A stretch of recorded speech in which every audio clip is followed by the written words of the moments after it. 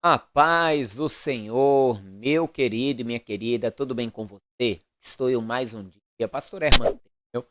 Para darmos continuidade ao nosso plano de leitura da Bíblia. E hoje iremos ler aqui o Evangelho segundo Mateus, capítulo 17, e o Evangelho segundo Marcos, capítulo de número 9. Mas antes disso, se você ainda não se inscreveu aqui no canal, inscreva-se. Me ajude a crescer aqui no YouTube e assim a alcançar mais pessoas com a palavra de Deus.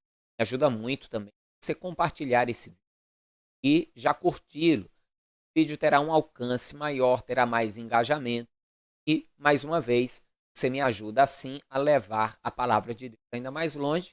É uma forma gratuita, você não vai gastar nada, estará me ajudando a levar o evangelho mais longe.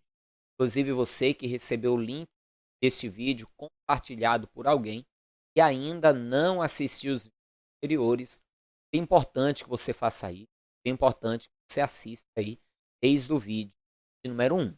Para isso, você vai ter na descrição deste vídeo o link, também aqui na playlist, o link aqui no card, o link da playlist completa. Acesse, assista desde o primeiro. Esse é um plano anual de leitura da Bíblia. Amém? Agora nós vamos orar e logo depois faremos a leitura de hoje. Feche seus olhos, cubra a sua cabeça, momento de falar com Deus. Senhor meu Deus e Pai Todo-Poderoso, é no nome santo e bendito do Teu amado Filho, Senhor Jesus, mais um dia estamos aqui reunidos para ler a Tua Palavra, para crescer no conhecimento de Ti, para aprender mais do Senhor a cada dia, crescendo assim na graça e no conhecimento. Possamos, Pai, guardar toda a palavra, que possamos assimilar todo o ensino e assim praticá-lo, andar na prática de todas essas coisas, para que possamos também, Senhor, assim ver prosperar o nosso caminho. Abençoe, eu te peço, a vida de todos que estão fazendo esse plano de leitura, bem como suas casas, seus lares, toda a sua família. Em nome de Jesus. Amém. Amém, amados? Vamos então para a leitura de hoje. Começando aqui em Mateus capítulo 17. Vá comigo.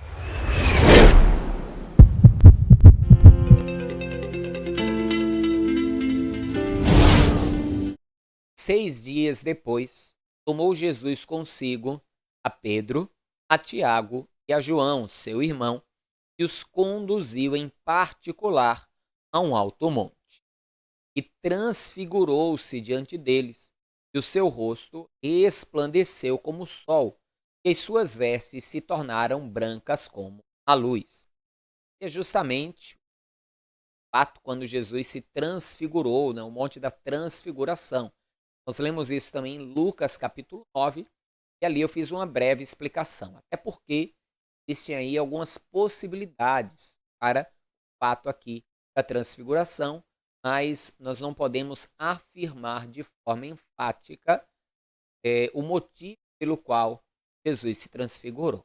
Então, ali no vídeo da leitura de Lucas 9, eu falo mais a respeito. E eis que lhes apareceram Moisés e Elias, falando com ele. E Pedro, respondendo, disse a Jesus: Senhor, bom é estarmos aqui. Se queres, façamos aqui 3 tabernáculos para ti, para Moisés e um para Elias. Estando ele ainda a falar, eis que uma nuvem luminosa os cobriu. E da nuvem saiu uma voz que dizia: Este é o meu amado filho, em quem me comprazo, escutai-o. Né? Então veja que a nuvem ali, o próprio Deus falando, vai enfatizar que o foco ali é Jesus. Isso que aqui uma das possibilidades, Jesus transfigurado, mostrando quem ele é verdadeiramente, Deus, o Filho de Deus, aquele que é glorificado, diante ali de Moisés e de Elias, fazendo aqui a possível compreensão que era justamente Jesus, ele ali, o cumprimento acerca das profecias e acerca da lei. Ele era aquele de quem tanto Moisés representa a lei, como Elias, que no caso aqui é a representação dos profetas, falara. Os profetas anunciavam a Cristo, Moisés, através da lei, anunciou a Cristo. Então, essa é a mais provável, ou o mais provável, sendo o motivo pelo qual essa transfiguração aconteceu, ou ainda o mais provável significado. Jesus, cumpridor, ou aquele que veio para cumprir lei e profetas. Ao mesmo tempo, aquele que está acima de todas essas coisas, já que ele é o próprio Deus. Continue. E os discípulos, ouvindo isso, caíram sobre os seus rostos, tiveram grande medo. E, aproximando-se Jesus, tocou-lhes e disse: Levantai-vos e não tenhas medo.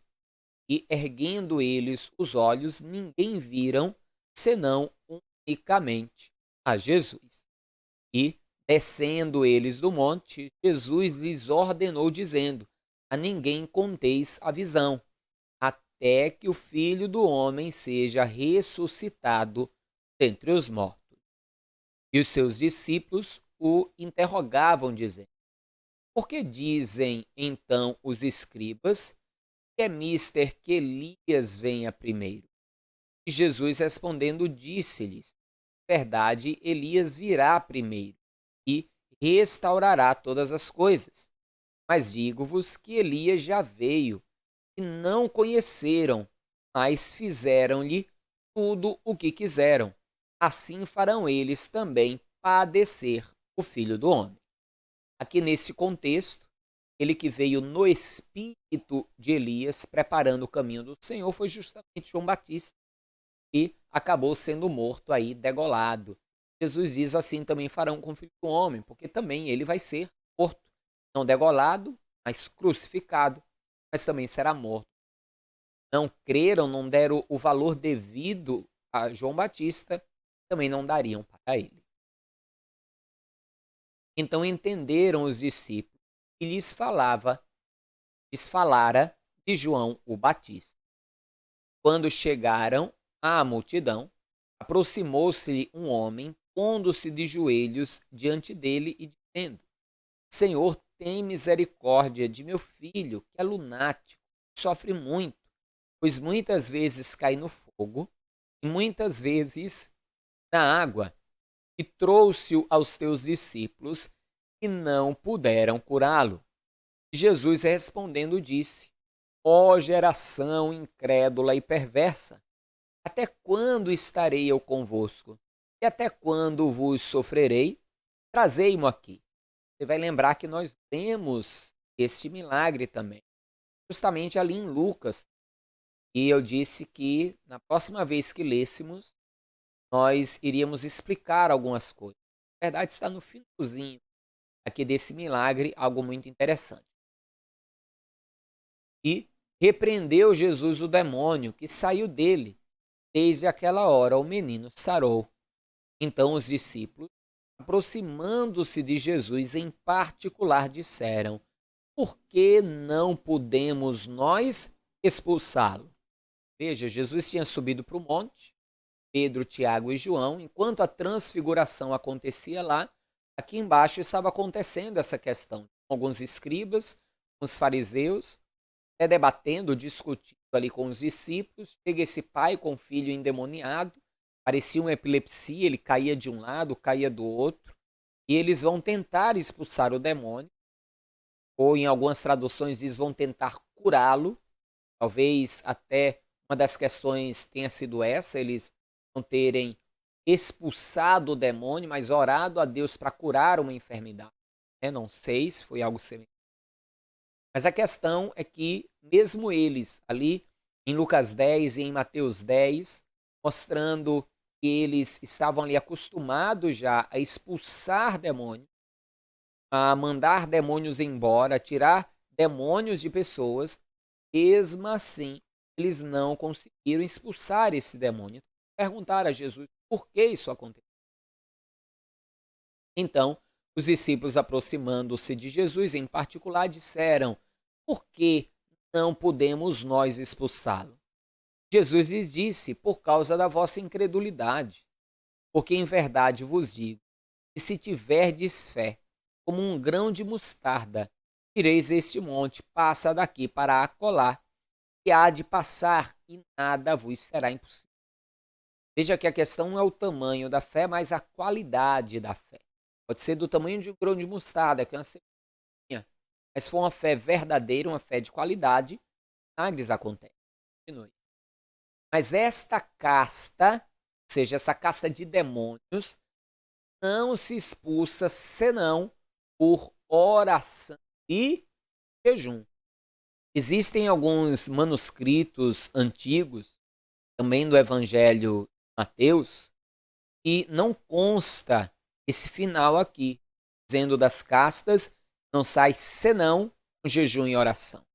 Alguns manuscritos vão trazer apenas oração, e existe aqui muitas vezes um embate teológico com relação a isso. Mas, ao mesmo tempo, está contido desta forma, porque tanto aquele que não tem como o que tem se enxerga nele uma veracidade, uma qualidade na questão do documento. Então, o que significa a questão é, se Jesus realmente falou jejum e oração abertamente aos discípulos no momento, e eles já copiaram, ou se Jesus não falou naquele momento, mas depois, em outra ocasião, falou e por isso então foi anotado, foi acrescentado em outro, né? Sabendo, inclusive, que os evangelhos foram escritos aí bastante tempo depois de ter ocorrido as coisas. Não foi ocorrendo e eles escrevendo. Então, ainda existe a possibilidade de quando foi escrito e depois ter sido revisado. Quando revisado, talvez se revisaram tirando uma cópia, e nessa cópia que foi revisada, lembraram, a gente esqueceu de acrescentar tal coisa. E ali, então, acrescentaram. A questão é que, analisando a própria Escritura, nós vamos ver, sim, que o jejum e oração fortalece o cristão. Isso, com certeza, lhe deixará mais apto para expulsar demônios. E aqui a gente aprende que existem, sim, demônios que são mais difíceis de serem expulsos. Existem castas demoníacas que são mais difíceis de serem vencidas. Continua. Ora, achando-se eles na Galileia, disse-lhe Jesus, Filho do homem será entregue nas mãos dos homens, e matá-lo-ão, e ao terceiro dia ressuscitará. Eles se entristeceram muito. Chegando eles a Cafarnaum, aproximaram-se de Pedro os que cobravam as dracmas e disseram, o vosso mestre não paga as dracmas? Dracmas eram essas. Essas dracmas eram um imposto do templo. Não era o dízimo ou a oferta. Era um imposto que foi criado. Todo judeu pagava esse imposto. Esse imposto ele era utilizado justamente para a compra de coisas essenciais para a manutenção do templo. Então a gente vai ver que mais do que dízimo e ofertas, eles ainda tinham impostos obrigatórios que os judeus pagavam ali com relação ao templo. Vão questionar, o teu mestre Jesus não paga os impostos? Ou seja, eles estavam a todo tempo querendo pegar Jesus com erro.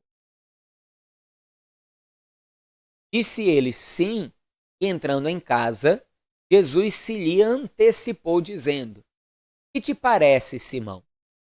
De quem cobram os reis da terra os tributos ou o censo? Dos seus filhos ou dos alheios? Disse-lhe Pedro, dos alheios. Disse-lhe Jesus, logo estão livres os filhos. Ou seja, os reis, eles cobram impostos dos próprios filhos? Na verdade, não, né? Pelo menos na época do reinado, não. Só os outros que pagavam os impostos. Jesus está dizendo, logo estão livres os filhos. Ou seja, ele é filho de Deus, o imposto é para Deus, ele estaria livre de pagar. Mas, veja o que ele faz, versículo 27. Mas para que os não escandalizemos, vai ao mar, lança um anzol, tira o primeiro peixe que subir, e abrindo-lhe a boca, encontrarás um estáter, toma-o e dá-o por mim e por ti. Duas coisas importantes aqui. Primeiro, a questão de não causar escândalos, que é muito importante. Lucas 17, Jesus vai abordar essa questão do escândalo do povo. Nós vamos entender com mais detalhe. Mas uma segunda coisa aqui, Jesus podia dizer, diga a eles que assim que Judas chegar, eu pago. Porque Judas não era o tesoureiro, eu pagaria por todos. Mas Jesus faz questão ali de resolver o problema na hora e vai resolvê-lo através de um milagre. Pedro vai pescar um peixe, ali vai ter um estáter, que era o valor de 2 dracmas, o valor de uma didracma, justamente daria para pagar o imposto dos 2. E a gente vê aqui uma coisa importante, ou seja, Jesus tinha a capacidade de fazer com que ele não precisasse de oferta de ninguém. Jesus poderia fazer com que os animais trouxessem moedas para ele, poderia transformar pedra em ouro, qualquer coisa. Mas ainda assim, ele vai deixar o seu ministério ser sustentado por ofertas. E porque é princípio do reino. Primeiro, se eu não plantar, eu não colho.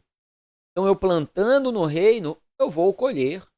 Segundo, porque faz parte da obrigação do povo de Deus sustentar a obra de Deus. Faz parte.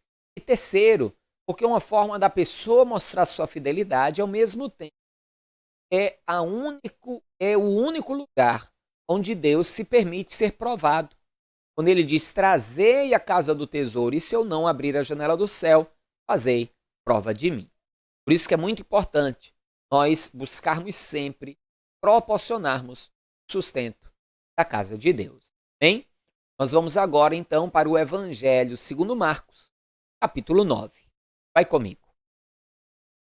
Dizia-lhes também, em verdade vos digo, que dos que aqui estão, alguns há que não provarão a morte, sem que vejam chegado o reino de Deus com poder. E 6 dias depois, Jesus tomou consigo a Pedro, a Tiago e a João, e os levou sós, em particular, a um alto monte, e transfigurou-se diante deles. Suas vestes tornaram-se resplandecentes, extremamente brancas como a neve, tais como nenhum lavandeiro sobre a terra as poderia branquear. E apareceu-lhes Elias com Moisés, falavam com Jesus. E Pedro, tomando a palavra, disse a Jesus, Mestre, é bom que estejamos aqui e façamos 3 cabanas, uma para ti, outra para Moisés e outra para Elias. Pois não sabia o que dizia, porque estavam assombrados.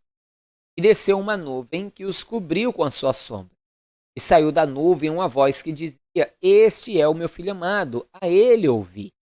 E subitamente, tendo olhado em redor, ninguém mais viram, senão só Jesus com eles.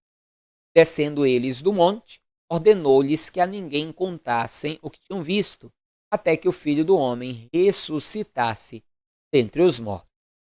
E eles retiveram o caso entre si, perguntando uns aos outros que seria aquilo, ressuscitar dentre os mortos.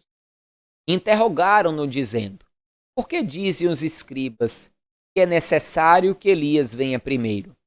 E respondendo ele, disse-lhes, em verdade Elias virá primeiro, e todas as coisas restaurará, como está escrito do Filho do Homem, que ele deva padecer muito e ser aviltado. Digo-vos, porém, Elias já veio, e fizeram-lhe tudo o que quiseram, como dele está escrito. E quando se aproximou dos discípulos, viu ao redor deles grande multidão, e alguns escribas que disputavam com eles. E logo, toda a multidão vendo-o ficou espantada, e correndo para ele o saudaram. E perguntou aos escribas, que é que discutis com eles? E um da multidão, respondendo, disse, Mestre, trouxe-te o meu filho, que tem um espírito mudo. E este, onde quer que o apanhe, despedaça-o, e ele espuma e range os dentes, e vai definhando. E eu disse aos teus discípulos que o expulsassem, e não puderam. Veja que aqui Marcos, então, conta mais detalhes. Coisas que eu falei para você quando lemos em Mateus, que os escribas estavam disputando com eles, eles tentaram expulsar e não conseguiram. E ele respondendo lhes disse: Ó geração incrédula, até quando estarei convosco? Até quando vos sofrereis ainda? Trazei-mo. E trouxeram-lhe, e quando ele ouviu, logo o espírito o agitou com violência, e caindo endemoniado por terra, revolvia-se espumando. E perguntou ao pai dele: Quanto tempo há que lhe sucede isso? E ele disse: Desde a infância. Muitas vezes o tem lançado no fogo, na água, para o destruir. Mas se tu podes fazer alguma coisa, tem compaixão de nós e ajuda-nos. Veja que a fé daquele homem estava abalada, porque ainda que ele já ouvisse a respeito de muitos testemunhos do que Jesus fez e por isso levou aquele jovem, aquele menino e jovem ali até Jesus, os discípulos tentaram expulsar e não conseguiram, então aquilo abalou a fé dele.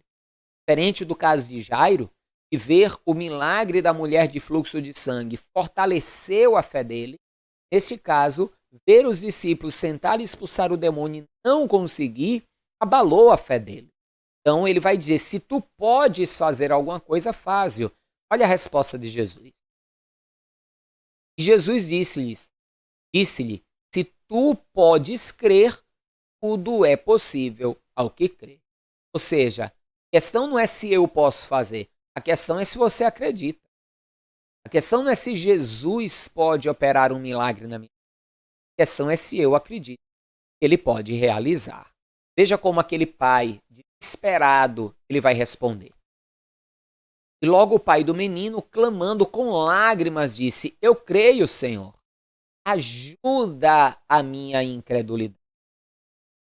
Só que coisa, ele cria, ele foi ali porque cria. Mas aquilo que ele viu em sua volta abalou a sua fé. E às vezes você passa pela mesma coisa. Você vai orar a Deus, se recebe uma palavra de Deus, está crendo. Mas aí acontece algo à tua volta, abala a tua fé. E nesse momento você tem que se lançar aos pés de Jesus, com lágrimas se for preciso, dizer: Senhor, me ajuda na minha fé. E o Senhor vai te ajudar, pode ter. Jesus, vendo que a multidão concorria, repreendeu o espírito imundo, dizendo-lhe: espírito mudo e surdo, eu te ordeno, sai dele e não entres mais nele. E ele, clamando e agitando com violência, saiu e ficou o menino como morto, de tal maneira que muitos diziam que estava morto. Não sei se você já viu o demônio ser expulso diante de você, mas acontece isso. Ele primeiro esbraveja, depois ele sai, nós ordenamos também, sai e não volte mais, e depois a pessoa fica meio como se estivesse ali desmaiada ou desacordada. E aí então nós chamamos a pessoa e a pessoa acaba ali despertando daquela situação, como vai acontecer com esse menino. Veja. Mas Jesus, tomando pela mão, o ergueu. Ele se levantou.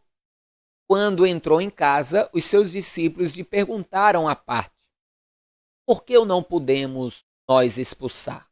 E disse-lhes: esta casta não pode sair com coisa alguma, a não ser com oração e jejum. E tendo partido dali, caminharam pela Galileia, e não queria que alguém o soubesse, porque ensinava os seus discípulos e lhes dizia: o Filho do Homem será entregue nas mãos dos homens, e matá-lo-ão, e morto ele ressuscitará ao terceiro dia. Ou seja, Jesus queria um momento a sós com os seus discípulos para prepará-los para aquilo que havia de vir. Continue. Mas eles não entendiam esta palavra e receavam interrogá-lo. Chegou a Cafarnaum e, entrando em casa, perguntou-lhes: que estáveis discutindo entre vós pelo caminho? Mas eles calaram-se, porque pelo caminho tinham disputado entre si qual era o maior. Olha só, queriam saber quem era o maior entre os. E ele, assentando-se, chamou os 12 e disse-lhes: se alguém quiser ser o primeiro, será o derradeiro de todos e servo de todos. Lançando mão de um menino, pô-lo no meio deles e, tomando-o nos seus braços, disse-lhes: qualquer que receber um desses meninos em meu nome, a mim me recebe. E qualquer que a mim me receber, recebe não a mim, mas os que eu enviei. E João lhe respondeu, dizendo: Mestre, vimos um que em teu nome expulsa demônios, o qual não nos segue, e nós lhe o proibimos, porque não nos segue. Jesus, porém, disse: Não lhe o proibais, porque ninguém há que faça milagre em meu nome e possa falar mal de mim. Ou seja, eles estavam querendo fazer como os fariseus. Reclamavam porque Jesus estava fazendo milagre. Ora, o rapaz lá estava fazendo milagres com fé no nome de Jesus, expulsando demônios, fazendo o bem, por que impedi-lo? Deixe continuar a fazer, a praticar o bem, pregar a palavra, a expulsar demônios, a curar e aí por diante. Continue. Porque quem não é contra nós é por nós. Porquanto qualquer que vos der a beber um copo d'água em meu nome, porque sois discípulos de Cristo, em verdade vos digo que não perderá o seu galardão. Qualquer que escandalizar um desses pequeninos que creem em mim, melhor lhe fora que lhe pusessem ao pescoço uma mó e atafona e que fosse lançado no mar. Melhor tirar a própria vida e se escandalizar ou se encolarizar ou se levantar contra um dos escolhidos do Senhor, contra um dos pequeninos do Senhor, que seja. Se a tua mão te escandalizar, corta. Melhor é para ti entrares na vida aleijado do que tendo duas mãos, ires para o inferno, para o fogo que nunca se apaga, onde os bichos não morrem e o fogo nunca se apaga. Se a mão escandalizar-se, se tua mão é pecar, gerar escândalos para o evangelho. É melhor ficar aleijado do que com as duas mãos e para o inferno. Lógico que aqui Jesus não está falando de cortar literalmente, né? Mas ele está mostrando o quanto é importante não permitir, não se permitir tomar atitudes pecaminosas que vêm escandalizar o evangelho, como muitos fazem hoje. Quantos e quantos pastores, líderes, bandas, quantas bandas ditas cristãs, gospels e aí por diante, estão escandalizando o nome do Senhor pela sua postura. São adultérios, prostituições, roubos, estelionato, quantas coisas têm escandalizado o nome do Senhor. É sério, o Senhor vai cobrar de cada um. Continue. Se teu pé te escandalizar, corta-o. Melhor é para ti entrares coxo na vida do que tendo dois pés seres lançado no inferno, no fogo que nunca se apaga, onde o seu bicho não morre e o fogo nunca se apaga. E se o teu olho te escandalizar, lança-o fora. Melhor é para ti entrares no reino de Deus com um só olho, do que tendo os dois olhos seres lançado no inferno, onde o seu bicho não morre e o fogo nunca se apaga. Porque cada um será salgado com fogo, cada sacrifício será salgado com sal. Bom é o sal, mas se o sal se tornar insípido, com que o temperareis? Tende sal em vós mesmos e paz uns com os outros. Amém, amados? Eu vou fazer o seguinte. Esse texto aqui onde Jesus fala inferno, melhor ser lançado no inferno, na Bíblia nós vamos encontrar três principais palavras para inferno. Hades, Seol e Gena.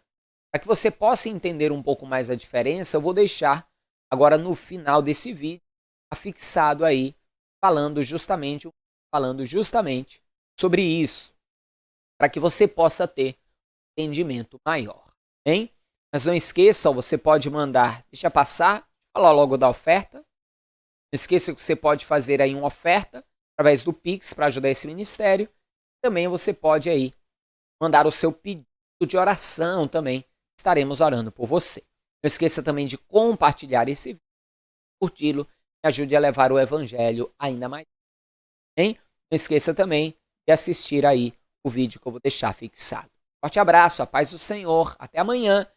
Viva Ele, viva Jesus.